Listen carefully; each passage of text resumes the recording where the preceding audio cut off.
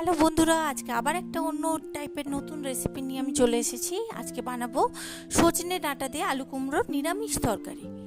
তো এটা চলুন দেখাই কি কি উপকরণগুলো রেখেছি। তো এর জন্য আলুগুলোকে আমি ডুমু ডুমু করে কেটে নিয়েছি, কুমড়োগুলোকে এইভাবে কেটেছি। লাগছে সজনে ডাঁটা, লাগছে সর্ষের তেল, হলুদ গুঁড়ো, এরপরে লাগছে 5 ফোড়ন, তেজপাতা, নুন, কাঁচা লঙ্কা, চিনি, আর এখানে 2 ধরনের জিরে গুঁড়ো আছে। এটা হচ্ছে নর্মাল বাজারের জিরে গুঁড়ো, আর এটা হচ্ছে রোস্টেড, মানে জিরেটাকে আমি আগে প্রথমে শুকনো কড়াতে নেড়ে ওটা একটু ভাজা হয়ে গেলে তারপরে আমি মিক্সিতে এটা গুঁড়িয়ে রেখেছি। তো চলুন রান্নাটা শুরু করি। কড়াইতে প্রথমে কিছুটা পরিমাণে সর্ষের তেল দেব।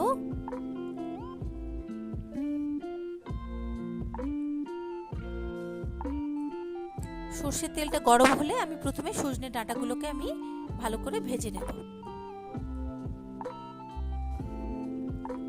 তেলটা গরম হয়ে গেছে, এবার আমি ডাঁটাগুলো দিয়ে দেব।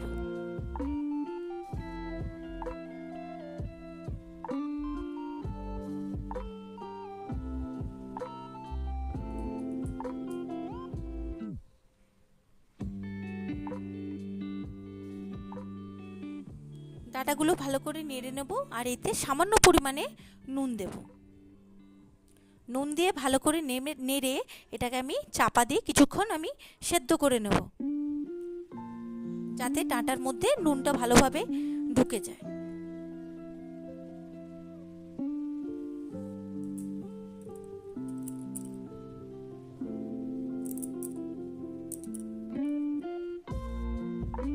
ডাঁটাটাকে চাপা দিয়ে দিলাম। এবার আমার ডাঁটাটা দেখুন ভালোভাবে ভাজা হয়ে গেছে। তো একটা পাত্রের মধ্যে আমি এটাকে তুলে রাখলাম। এবার ওই সেম কড়াইতে কিছুটা আমি আবার সর্ষের তেল দেব।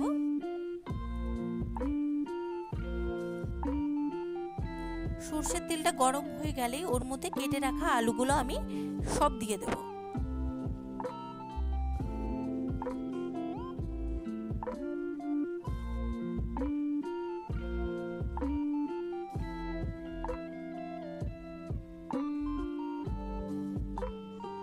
অল্প পরিমাণে নুন দিচ্ছি। নুন দিয়ে ভালো করে আলুটা নেড়ে নেব, আর ঢাকা দিয়ে কিছুক্ষণ এটাকে আমি নরম করে নেব। নুনটা দিলে কি হবে, আলুটা সহজে নরম হয়ে যায়। তো আমি আলুটা ভালো করে নেড়ে নিচ্ছি। এবার একটা ঢাকনা দিয়ে ঢাকা রেখে আলুটাকে হালকা সেদ্ধ করে নেব।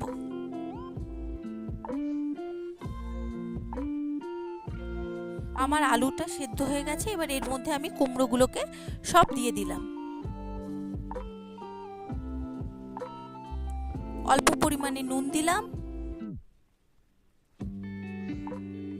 কিছুটা হলুদ গুঁড়ো দিলাম, দিয়ে ভালো করে এটাকে ভালো করে মিশিয়ে নিয়ে এটাকে আমি একটা ঢাকা দিয়ে রাখবো নরম হওয়ার জন্য।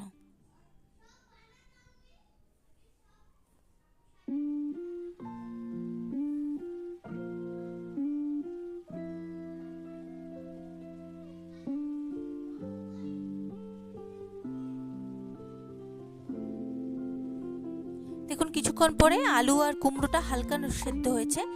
তো আমি সেদ্ধ হতে একটু টাইম লাগছে, তো আমি এর মধ্যে কিছুটা পরিমাণে জল অ্যাড করব।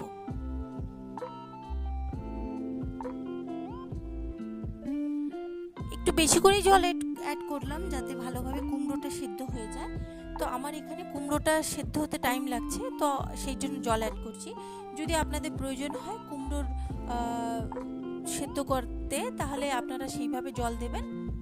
আবার কেউ কেউ যদি জল দিতে না চান, তাহলে আপনারা এমনিভাবেই রান্না করতে পারেন। তো আমার এখানে যেহেতু জলটা দরকার হচ্ছে, আমি জলটা দিচ্ছি, দিয়ে আবার ঢাকা দিয়ে দেব।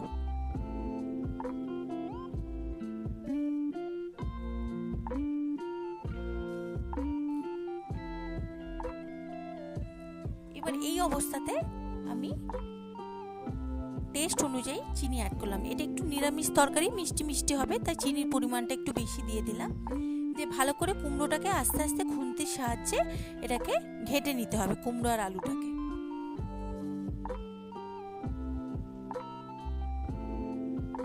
তো দেখুন এরকম ঘাটা ঘাটা হয়েছে আর অল্প জল আছে, এই অবস্থায় ওই যে ভাজা সজনে ডাঁটাগুলো আছে ওগুলোকেও দিয়ে দিতে হবে, কারণ সজনে ডাঁটার মধ্যে তাহলে জলটা প্রবেশ করবে আর হচ্ছে ডাঁটা কুমড়ো আলু ঠিকমতোভাবে ভালোভাবে সেদ্ধ হয়ে যাবে।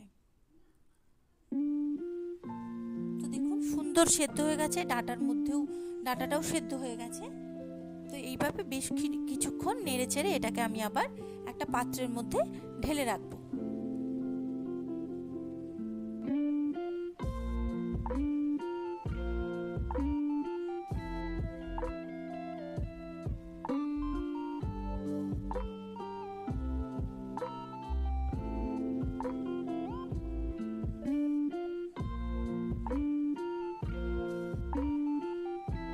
এবার ওই কড়াইয়ের মধ্যেই সামান্য পরিমাণে একটু তেল অ্যাড করব।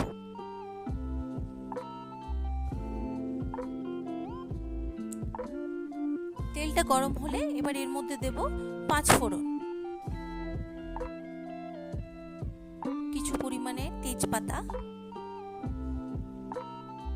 আর কাঁচা লঙ্কাগুলো মাঝখান থেকে আমি কেটে দিয়েছি।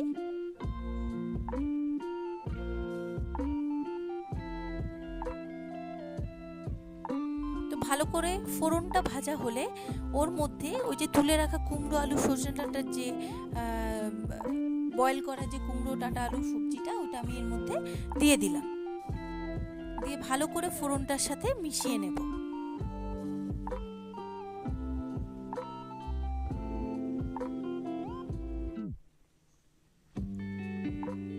এবার আমার মনে হলো একটু সামান্য পরিমাণে হলুদ দেওয়া দরকার, তো আমি একটু পরিমাণে হলুদ অ্যাড করলাম।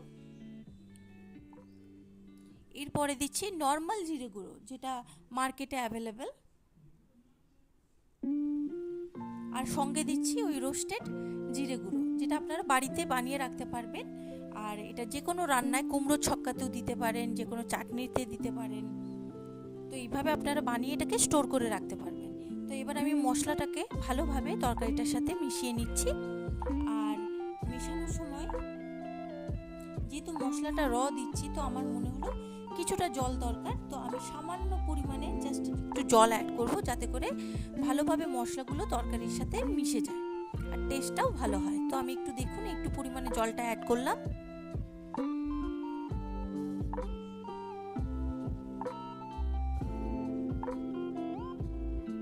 জলটা শুকিয়ে গেলে এই তরকারি রেডি।